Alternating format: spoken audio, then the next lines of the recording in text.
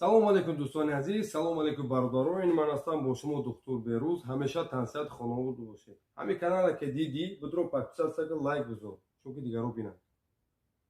уҷо аллакай мо билет олум кардаги ҳастем.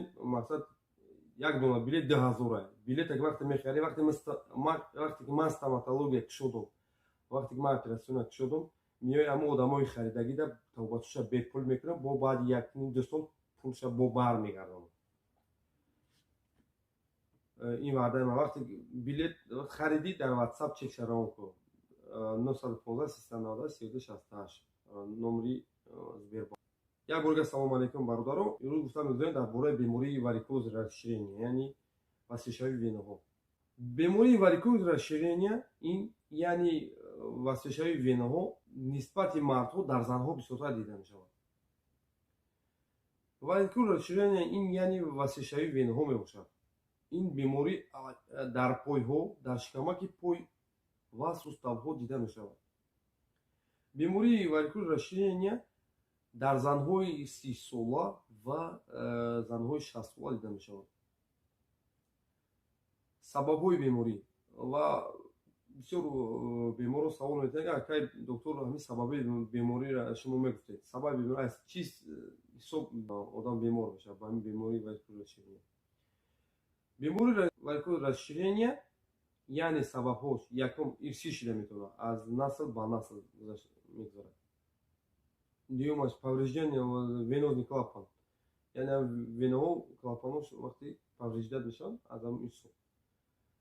سومش وزن بسیار گرفتن این هم سبب بیماری شده میتونه.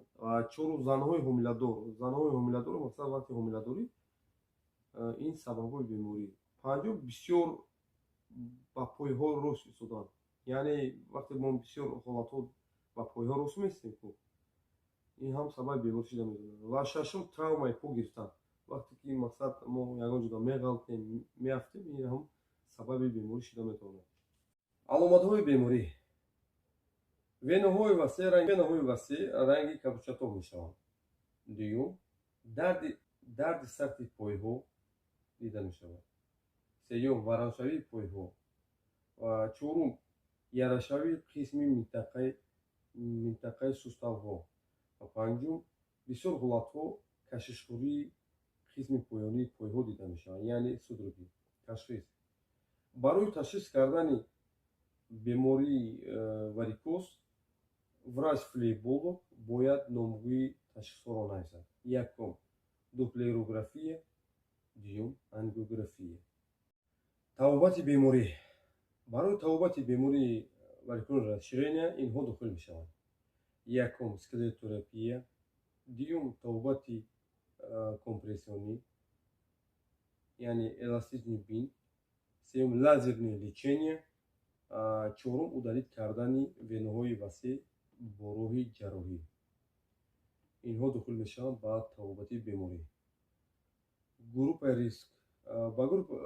ба группаи риск киҳо дохил мешаванд?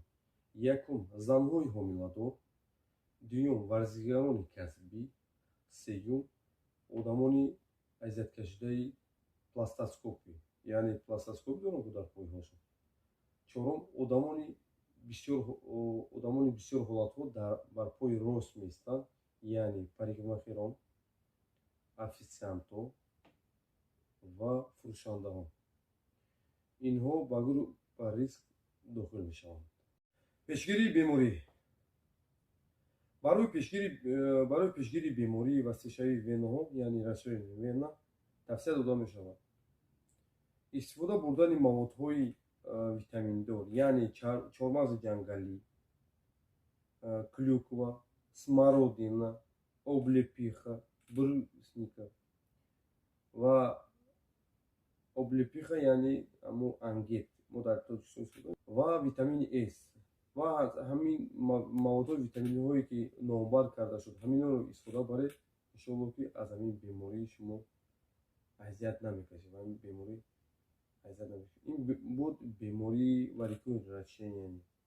بیماری واریکوز расширения یعنی وسوش‌های وینه‌ها. خب ҳамеша тавсияти хонобод бошед ва ҳеҷ маҳал дардро набинед. Видеои моро пайгирӣ кунед, дастгирӣ кунед ва билетҳои моро харидорӣ кунед ва касоне ки билет аз мо харидорӣ мекунанд тавбати онҳо бепул мешавад. Уҷа аллакай мо ҷо дорем, бояд оператсиони ва стоматологро кушоем. Дар амони худо бошед. Худованд нигаҳбонтон бошад.